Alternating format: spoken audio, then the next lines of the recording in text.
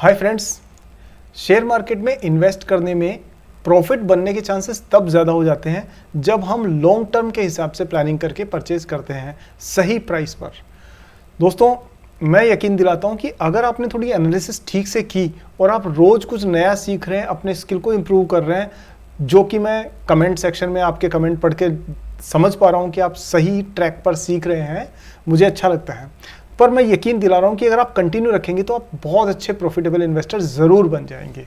स्वागत है दोस्तों सागरनोमिक्स में एक बार फिर। और आज के इस वीडियो में हम बात करने वाले हैं कुछ नया, एक ऐसी कंपनी के बारे में हम एनालाइज करने वाले हैं जो कि आप सभी जानते हैं और ऑटो कार्स के खासतौर पे सेगमेंट में इंडिया की one of the biggest company है। दोस्तों, मैं बात कर रहा हूँ टाटा मोटर्स की। इस वीडियो में हम उसको प्रॉपरली एनालाइज करने वाले हैं और मैं इस वीडियो में आपको ये कहूँगा कि बहुत इन्फॉर्मेटिव वीडियो है और आपको लास्ट तक ज़रूर देखना चाहिए और इस वीडियो को लाइक करना मत भूलिएगा। सो दोस्तों, सीधे शुरू करते हैं सागरनोमिक्स।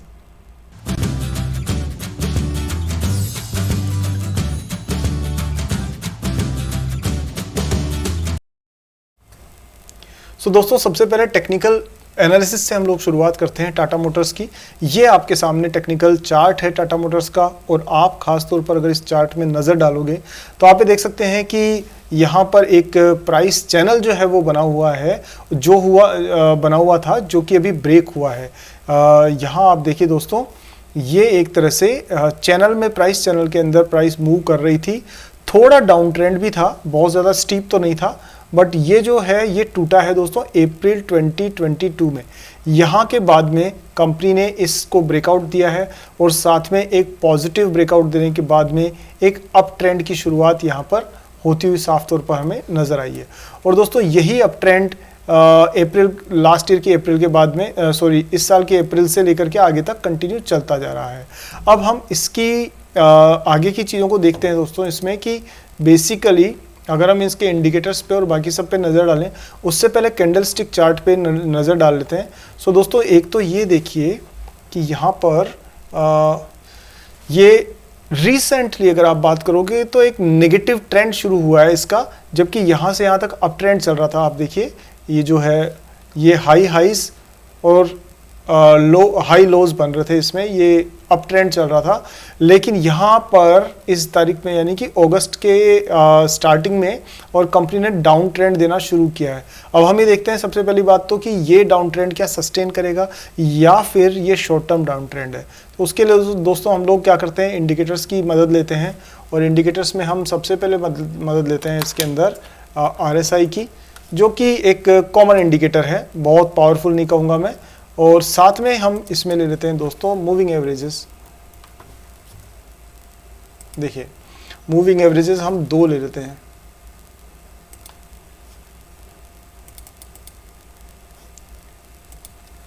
अगर हम ले लेते हैं दोस्तों 2 मूविंग एवरेजेस, तो आप देखें कि ये क्या हो रहा है इसमें, कि ये दोनों जो मूविंग एवरेजेस है दोस्तों, 9 दिन का और मैंने करीब 50 दिन का मूविंग एवरेज लिया है।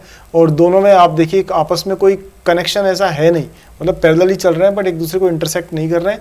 यहाँ इंटरसेक्ट किया था तो एक अप ट्रेंड शुरू हुआ था, बट डाउन ट्रेंड अभी तक स्टार्ट हुआ नहीं है। सो दोस्तों, आपको बेटर ये है कि इस समय पे आप इस पे नज़र डालिए और थोड़ा सा वॉचफुल रहिए। RSI शो कर रही है इसके अंदर, जो कि 40 से नीचे है, 45 के आसपास में है। तो वो शो कर रही है कि स्टॉक जो है वो अभी बाइंग रेंज में है, मतलब आप इसको बाय कर सकते हो। You can by this share on dips. तो वॉल्यूम अच्छा खासा है इसका, आप देख रहे हैं वॉल्यूम में ज़्यादा ग्रोथ तो नहीं है, बट ये मेंटेन हो रहा है इस हिसाब से। और एक सामान्य स्लो अप ट्रेंड है, जो कि एक तरह से स्लो बट एक कंसिस्टेंट ग्रोथ को शो करता है। सो इस तरह से मैं आपको कहूँगा कि टेक्निकल्स में अगर आप इसमें देखें तो अभी तक डाउन ट्रेंड का कोई क्लियर सिग्नल तो नहीं मिला है। आपको वॉचफुल रहना चाहिए दोस्तों। इसमें प्राइस अगर नीचे आती है, सपोज करिए अगर ये 500 ब्रीच कर जाती है, क्योंकि ये 400 से 600 गया है, तो अगर ये करीब करीब 500 के प्राइस के आसपास में इस वाले एरिया को कहीं ब्रीच करती है ये, तो फिर इसके डाउन ट्रेंड होने के पूरे चांसेस बन जाएंगे। लेकिन अभी आप इसमें नज़र रखिए कि ये बाउंस बैक करती है क्या। अगर ये बाउंस बैक करती है और दोस्तों ये यहाँ से अगर ये वाला चैनल ब्रेक होता है, तो आप मान करके चलिएगा कि ये जा कर के रुकेगा करीब करीब 1000 पर। इतने चांसेस इसके हैं, वो भी मिड टर्म में। अब दोस्तों बात करते हैं हम इसके फंडामेंटल्स की। तो यहाँ आप ये देखिए कि टाटा मोटर्स के फंडामेंटल्स हम लोग देख रहे हैं। मार्केट कैप दोस्तों 2,22,000 करोड़ रुपए की है इसकी, इतने की मार्केट कैप है। और करंट प्राइस 608 रुपए की चल रही है। साल भर में ये करीब करीब डबल के आसपास में इसने प्राइस का मूवमेंट दिया है। अभी बुक वैल्यू 136 की है, जो करंट प्राइस के अमूमन करीब करीब 3-4 गुना के आसपास में है। दोस्तों रिटर्न ऑन कैपिटल एम्प्लॉयड 6.25% है, रिटर्न ऑन इक्विटी 5.6% है। डिविडेंड भी दिया है कंपनी ने, और डिविडेंड दिया है 0.33%। स्टॉक का जो प्राइस टू अर्निंग रेशियो 20 है, जबकि इंडस्ट्री का प्राइस टू अर्निंग रेशियो 68 है। इससे हमें पता पड़ता है कि ये कंपनी जो है वो चल रही है अंडर वैल्यूड साफ तौर पर, क्योंकि ग्राहम नंबर जो है दोस्तों देखिए 313 है, और आप उसके मुकाबले में प्राइस को देखेंगे 608, तो करीब करीब डबल ही है, तो वो एक तरह से कम ही है। दोस्तों इस कंपनी की जो प्रॉब्लम है ना, वो है ओवरऑल जिसकी वजह से ये सारी समस्या आई है, वो है दोस्तों इसका ये एंटरप्राइज वैल्यू के मुकाबले में डेट का ज़्यादा होना। दोस्तों देखिए 1,34,000 करोड़ रुपए का डेट है कंपनी पे, against 3,19,000 of total enterprise value, यानी कि ईवी जो है उसका 1/3 तो सिर्फ डेट में ही इसका काउंट हो रहा है। ये एक चिंता की बात है। Free cash flow Tata group की कंपनी है, कोई कमी नहीं है, 16,000 करोड़ रुपए का है।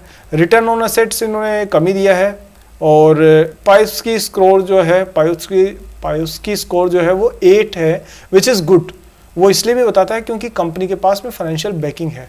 अब अगर हम बात करें इसमें दोस्तों कि इसमें ऐसे हालात क्यों हैं, तो आप सभी जानते हो कि इसके बिजनेस के 2 हिस्से हैं, और इसका मेजर जो पोर्शन है दोस्तों वो है आपका जगुआर एंड लैंड रोवर। ये वो कंपनी है जिसको इन्होंने यूके की कंपनी है, इन्होंने एक्वायर किया था टाटा ग्रुप ने आज से काफ़ी सालों पहले, और उसके बाद से ही उस कंपनी में डेट पर डेट लिए जा रहे हैं हम लोग, और टाटा ग्रुप उसको प्रॉफिटेबल बिजनेस बनाने के लिए पूरी ताकत लगा रहा है। तो अभी रेवेन्यू जो आ रहा है दोस्तों 67% जगुआर से आ रहा है, और टाटा कमर्शियल व्हीकल्स यानी टाटा की जो ट्रक चलते हैं उनसे 19% आ रहा है। टाटा की जो पैसेंजर व्हीकल्स हैं उनसे 11% आ रहा है। 11% मतलब जो कार वगैरह, जो इलेक्ट्रिक कार और जो नॉर्मल टाटा की कार है टिएगो वगैरह, इनसे आ रहा है, और व्हीकल की फाइनेंसिंग से इनके पास में 2% रेवेन्यू आ रहा है। तो ये इसका रेवेन्यू का ब्रेकअप आपके सामने है। यहाँ दोस्तों हम लोग ध्यान देंगे कि इसको एनालाइज करेंगे कि कंपनी की वैल्यू किस तरह से डिफाइन हो रही है। तो आप ये देखेंगे कि ये लॉन्ग टर्म अगर 10 ईयर्स को लेके हम देखें तो यहाँ तक तो बहुत बढ़िया चल रहा था। 2017-18 तक तो company was doing everything wonderful. उसके बाद में अगर हम देखें तो यहाँ के बाद कंपनी लगातार लॉस लेके चल रही है, और बस ये रिसेंटली इसने प्रॉफिट देखा है, और ये प्रॉफिट जो है वो एक अच्छा पॉजिटिव साइन है। सो दोस्तों मैं आपको कहूँगा कि ये 3 से ज़्यादा मैं इसको मार्क्स नहीं दे सकता। ओवरऑल वो 3 भी इसलिए दे रहा हूँ क्योंकि टाटा ग्रुप की बैकिंग है इस कंपनी के पास में, और जगुआर लैंड रोवर जो है उसका परफॉर्मेंस अगर अच्छा रहता है तो company can do wonders, but अगर नहीं रहता है sorry boss, company can be in problem, मतलब इतना अच्छा नहीं करेगी। सो यहाँ एक इंडस्ट्री में कंपैरिजन देख सकते हैं, लेकिन इसलिए फ़र्क नहीं पड़ेगा इसका ज़्यादा क्योंकि ये सारे इंडियन मैन्युफैक्चरर्स हैं मोस्टली, और हम जो इसकी बात कर रहे हैं वो JLR यानी यूके के बिजनेस पर ज़्यादा फोकस कर रही है। अब हम सीधा चलते हैं इसके दूसरे एस्पेक्ट्स पे। रेटिंग में देखते हैं दोस्तों, तो कंपनी को जो रेटिंग दी गई है वो दी गई है इसके अलग अलग जो बैंक लोन्स होते हैं, तो ICRA जो है उसने रेटिंग दिया है दोस्तों इसको AA माइनस और AA के आसपास इसकी रेटिंग चल रही है, यानी करीब करीब स्टेबल बताया जा रहा है। और उसका जो कारण जो बता रहे हैं कंपनी जो रेटिंग एजेंसी है वो ये कह रही है कि सबसे बड़ी बात है कि इम्प्रूवमेंट हुआ है बिजनेस में और फाइनेंशियल परफॉर्मेंस में, सारे बिजनेस सेगमेंट्स में। इसको अभी हम थोड़ा डीपली एनालाइज करने वाले हैं। दूसरा ये है कि इसके अंदर फाइनेंशियल सपोर्ट जो है वो डेफिनेटली टाटा सन्स, तो जहाँ पिताजी बहुत अच्छे दमदार हों तो बेटा कैसे जैसे करके पार पड़ जाती है उसकी। इसके अलावा जो है मार्केट पोजीशन अच्छी है, डोमेस्टिक कार्स में इसका बड़ा अच्छा वो होल्ड हो रहा है, खासतौर पे इलेक्ट्रिक सेगमेंट अच्छा कर रहा है। लेकिन चैलेंजेस भी है। चैलेंजेस क्या है कि दोस्तों एक तो कवरेज इंडिकेटर्स मॉडरेट है, मतलब जिससे इसका कर्जा कवर होता है वो कवर यानी वो सेफ्टी नेट थोड़ी कमज़ोर है इसकी। JLR जो है वो अभी भी प्रॉब्लम में चल रही है। एक्वायर करने के बाद से लेके टाटा ग्रुप ने बहुत जोर लगाया इस पर, बट अभी भी उसमें काफ़ी इंप्रूवमेंट बाकी है। और बाकी छोटी मोटी रिस्क वगैरह इसमें मेंशन की हुई है। अब हम बात करते हैं दोस्तों कंपनी के जो बेसिक ये बिजनेस है उसके बारे में। सो यहाँ हम बात करेंगे कि कंपनी का ये पुरानी रिपोर्ट थोड़ी सी है, लेकिन दोस्तों ये प्रोडक्ट का पोर्टफोलियो है जो आप देख सकते हो। ये 22-23 का मेरे हिसाब से उसी का है, एक बार देख लेते हैं। हाँ, ये 22-23 का प्रेजेंटेशन है दोस्तों, इसका 31 मार्च 23 का, यानी रिसेंट प्रेजेंटेशन है। तो दोस्तों ये लाइन ऑफ बिजनेस है कि इन्होंने CNG ट्रक्स लॉन्च किए हैं। टियागो EV जो है वो तो सबसे अच्छा रिस्पॉन्स दे रही है, और ये काफ़ी सारा जो इन्वेस्टमेंट है वो बड़ी गाड़ियों में भी कर रहे हैं, यानी जो हैवी गाड़ियां हैं वो भी ये लोग बना रहे हैं।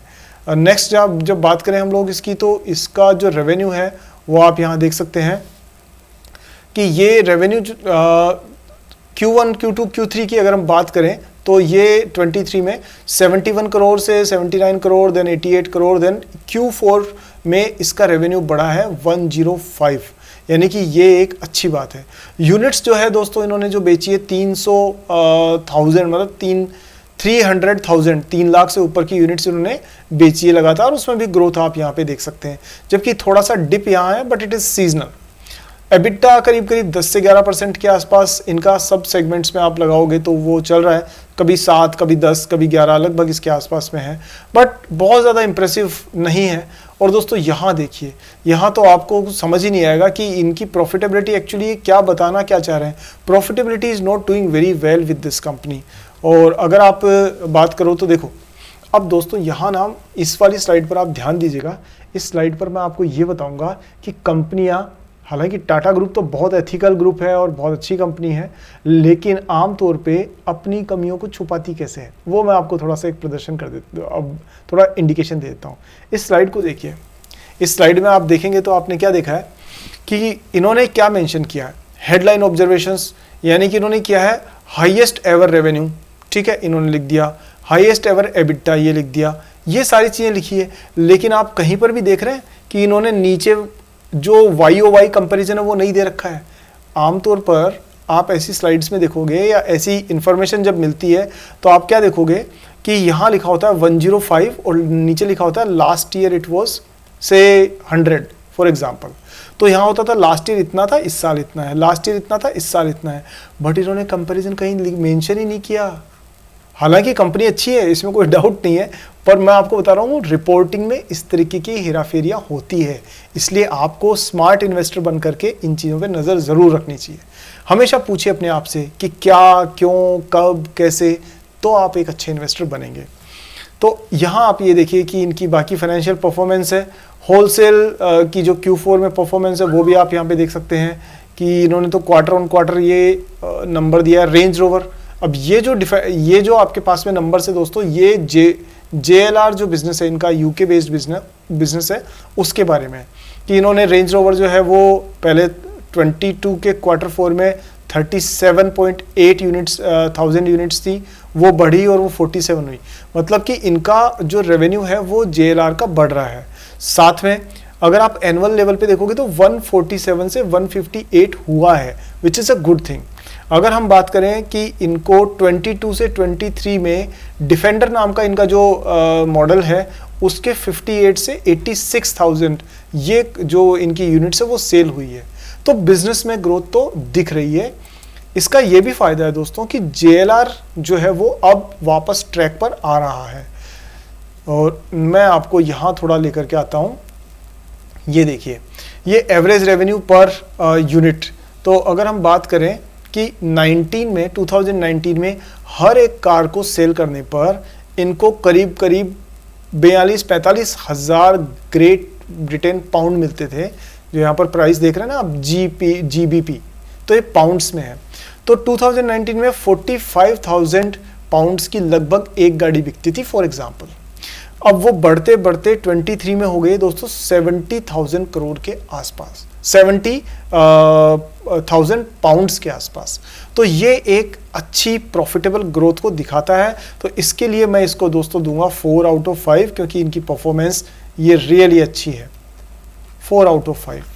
अब इसके बाद में अगर हम बात करें तो देखिए, ये इनका दोस्तों सेमीकंडक्टर का तो हमें कुछ ज़्यादा ध्यान देना नहीं है। ये रेंज रोवर और उससे रिलेटेड ही सारी इन्फॉर्मेशन चल रही है। ये देखिए, अब हम यहाँ पर कमर्शियल व्हीकल्स की बात करें तो इनके जो ट्रक्स हैं उनका बिजनेस अगर आप यहाँ देखोगे तो दोस्तों यहाँ पर भी आप इनकी परफॉर्मेंस देख सकते हो। ये देखिए, इनके वॉल्यूम्स पहले इन्होंने YOY अगर अब बात करें हम लोग तो ये वॉल्यूम पहले 22 से 23 में कम हुए, 22, 23। ये जो क्वार्टर 4 ऑफ 22 है उसके मुकाबले में थोड़ा कम हुए। और अगर आप इस साल के क्वार्टर 4 की बात करें तो ये थोड़ा सा मार्जिनली बढ़े हैं, यानी पहले 110 थे, अब ये 112 हो गए हैं। और अगर आप होलसेल की बात करते हो तो 322 के मुकाबले में 392 हुआ है। तो ग्रोथ तो है लेकिन इतनी इम्प्रेसिव नहीं है। ये दोस्तों इनकी कार्स की सेल है। और आप EVs को अगर देखो तो यही स्लाइड मेरे हिसाब से इनकी सबसे इम्पोर्टेंट इंफॉर्मेशन को शो करती है कि डोमेस्टिक वॉल्यूम्स, अब बात हम सिर्फ और सिर्फ EV की कर रहे हैं, यानी इलेक्ट्रिक व्हीकल्स की। तो इलेक्ट्रिक व्हीकल्स में देखें तो 21 में सिर्फ 4200 यूनिट्स थी, जो कि 23 में दोस्तों 47,000 हो गई है। यानी कि इनकी इलेक्ट्रिक व्हीकल्स जो है वो 2 साल में, यानी 21 से 23 में 10 गुना बढ़ गई है सेल। ये बहुत अच्छी दमदार बात है। दूसरा, वाहन रजिस्ट्रेशन मार्केट शेयर, जितने भी रजिस्ट्रेशन होते हैं कार्स के, उसमें जो टाटा मोटर्स जो है इलेक्ट्रिक व्हीकल्स में, उसमें देखिए कि पहले 72% था इनका और अब ये बढ़ के 83% हो गया है। यानी हर 100 कारों में से 83 कार्स जो इलेक्ट्रिक कार्स हैं वो टाटा मोटर्स की रजिस्टर हो रही है। अगर हम बात करें तो इन्होंने सिटीज़ और डीलरशिप्स, तो इन्होंने डीलरशिप अपनी जो है वो दोस्तों 97 से 250 कर दी है। और चार्जिंग स्टेशन जो है वो पहले 450 थे टोटल और अब हो गए 5300, यानी करीब करीब ये 10 गुना से भी ज़्यादा, यानी 10-11 गुना, 12 टाइम्स के आसपास इन्होंने चार्जिंग स्टेशंस बढ़ाए हैं। तो ये शो करता है कि कंपनी इलेक्ट्रिक फील्ड को लेकर के बहुत ही, इलेक्ट्रिक कार्स को लेके बहुत इंटरेस्टेड और एग्रेसिव है। अब ये JLR की दोस्तों थोड़ी सी डिटेल्स है, जल्दी से ख़त्म करेंगे क्योंकि इसमें हमारे ज़्यादा काम की चीज़ें नहीं दिखेंगी। तो ये बिज़नेस जो है ये वहाँ के CEO वगैरह हैं। ये देखिए, यहाँ आप ये देखेंगे तो ये अब कंपनी आ गई है किस चीज़ पर, ये नहीं बता रही कि सेल कितनी है, बल्कि ये बता रही कि हम एनवायरनमेंट को कैसे प्रोटेक्ट कर रहे हैं। सो दोस्तों थोड़ा सा स्मार्टनेस से सोचिए कि क्या बताना चाह रही है कंपनी। हाँ, अब यहाँ देखें हम लोग कि ये जरूर एक इंटरेस्टिंग है, लेकिन अगेन ये कह रही है कि हम 2024 में 28 बिलियन डॉलर जो पाउंड्स है उसका बिजनेस करेंगे और 26 में इतना बिजनेस करेंगे। तो दोस्तों ये क्या कर रहे हैं, ये कर रहे हैं प्रेडिक्शन, और प्रेडिक्शन से आपको थोड़ा सा बच के रहना चाहिए। क्यों? क्योंकि any kind of prediction is absolutely of no use, so leave that absolutely. 26 में क्या करेंगे, नो वन नोज। अभी क्या कर रहे हैं वो हम इंटरेस्टेड हैं। तो आप अगर एक चीज़ ध्यान से देखेंगे तो मैं इस प्रेजेंटेशन को रन थ्रू करता हूं जल्दी से।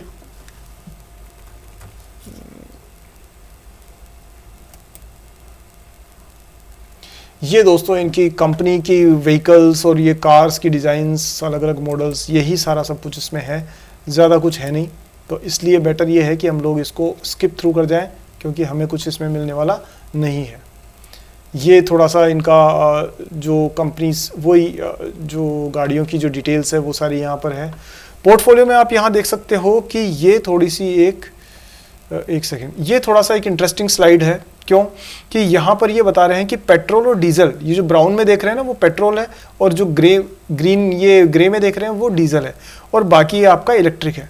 तो ये कह रहे हैं कि 2024 में हम लोग इलेक्ट्रिक कार्स हमारे पास में कम थी, लेकिन 25 में बढ़ाएंगे, 26 में बढ़ाएंगे, 27, 28, 29, 2029 में ये चाहते हैं कि इनका 90% से ज़्यादा जो कार्स का शेयर है वो इलेक्ट्रिक होना चाहिए। यानी JLR जो है टोटली इलेक्ट्रिक कार्स की तरफ बढ़ना चाह रही है और पेट्रोल और डीजल को बिल्कुल शून्य करना चाहती है, यानी उसको बिल्कुल कम करना चाहती है, शून्य तो नहीं। तो दोस्तों ये JLR की इनकी डिटेल्स है, और डिटेल्स भी आप देख सकते हैं, बट आपको इसमें कुछ ज़्यादा मिलने के चांसेस कम हैं। ओवरऑल अगर मैं नटशेल में कहूँ तो इस कंपनी को अगर हम समराइज़ करें तो हम बात करते हैं, पहली चीज़ दोस्तों कि टाटा ग्रुप की कंपनी है तो इसमें आपको डरने की ज़रूरत नहीं है। दूसरी चीज़ जो कंक्लूजन निकलता है वो ये निकलता है, टेक्निकली भी ये अप ट्रेंड में है, इसलिए भी आपको तकलीफ की बात नहीं है। अब तीसरी चीज़ जो है वो कंक्लूजन नंबर 3 क्या निकलता है कि जब तक ये अपना डेट कम नहीं करेंगे तब तक इनके ऊपर प्रॉब्लम रहेगी। चौथी सबसे इंपॉर्टेंट चीज़ है कि जो एक सबसे अच्छी चीज़ भी है कि जो इनका यूके बेस्ड जेएलआर बिजनेस है वो ग्रो करना शुरू कर चुका है, उस पर नज़र रखिए। अगर वो कंटिन्यू ग्रो करता है तो दोस्तों टाटा मोटर्स बहुत ज़बरदस्त तरीके से उससे फ़ायदा लेगी, क्योंकि मोटा चंक ऑफ रेवेन्यू वहाँ से आ रहा है। और नेक्स्ट और इम्पॉर्टेंट चीज़ जो है वो ये है कि इनकी इलेक्ट्रिक कार्स को इंडिया में काफ़ी अच्छा सपोर्ट मिल रहा है। सो इन सभी चीज़ों को देखते हुए दोस्तों मैं उम्मीद करता हूँ कि इस वीडियो में आपको समझ में आ गया होगा कि टाटा मोटर्स किस प्रकार की कंपनी है, उसमें कितना पोटेंशियल है और आने वाले दिनों में वो कैसा परफॉर्म कर सकती है। तो दोस्तों इस वीडियो के बेसिस पे आप एनालाइज करिए, होमवर्क करिए और उसके बाद में अपने इन्वेस्टमेंट डिसीजंस को आप सोच समझ के लीजिएगा। दोस्तों अगर आपको इस वीडियो में कुछ नया सीखने को मिला है तो वीडियो में लाइक ज़रूर करिए और कमेंट में मुझे लिख के बताइए। कोई क्वेश्चन है तो वो भी ज़रूर पूछिए। अगले वीडियो में दोस्तों जल्दी ही मिलते हैं, तब तक के लिए जय हिंद। और हाँ, चैनल सब्सक्राइब कर दिया? नहीं तो करिए और बेल आइकन ऑन करिए। मिलते हैं दोस्तों नेक्स्ट टाइम। जय हिंद।